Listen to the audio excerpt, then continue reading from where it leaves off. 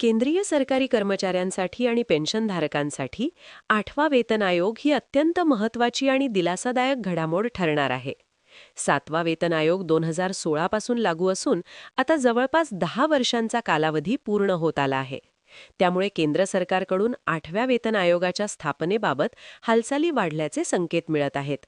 नवीन वेतन आयोग लागू झाल्यानंतर कर्मचाऱ्यांच्या मूळ वेतनात बेसिक पेमध्ये मोठी वाढ होणार असून त्याचा थेट परिणाम महागाई भत्त्यावर देखील होणार आहे.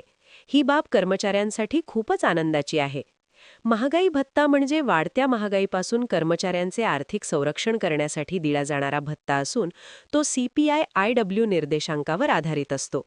सध्या 7व्या वेतन आयोगाअंतर्गत मिळणारा DA ठराविक टक्केवारीपर्यंत पोहोचलेला आहे. मात्र 8वा वेतन आयोग लागू झाल्यानंतर सध्याचा DA नवीन बेसिक वेतनात विलीन केला जाण्याची शक्यता असून त्यानंतर महागाई भत्ता पुन्हा नव्याने 0% मोजला जाईल. नवीन वेतन संरचना आणि वाढलेले बेसिक वेतन लक्षात घेतल्यास पुढील काही वर्षात DA मध्ये वेगाने वाढ होण्याची पूर्ण शक्यता आहे. 8व्या वेतन आयोगातील सर्वात महत्त्वाचा मुद्दा म्हणजे फिटमेंट फॅक्टर. 7व्या वेतन आयोगात 2.57 इतका फिटमेंट फॅक्टर देण्यात आला होता.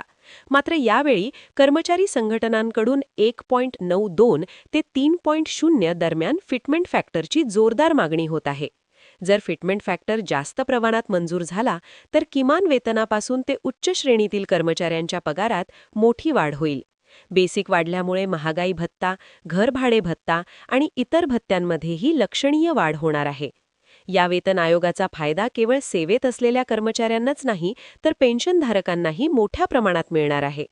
नवीन बेसिक वेतनाच्या आधारे पेन्शनची पुनर्निश्चिती होणार असून त्यावर मिळणारा महागाई भत्ता देखील वाढणार आहे.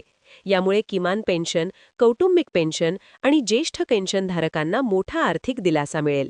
वाढत्या महागाईच्या काळात हा बदल पेन्शनधारकांसाठी अत्यंत महत्त्वाचा ठरणार आहे. एकूणच पाहता 8वा वेतन आयोग लागू झाल्यानंतर महागाई भत्ता वाढ, पगारात मोठी वाढ आणि आर्थिक स्थैर्य मिळणे हे निश्चित मानले जात आहे.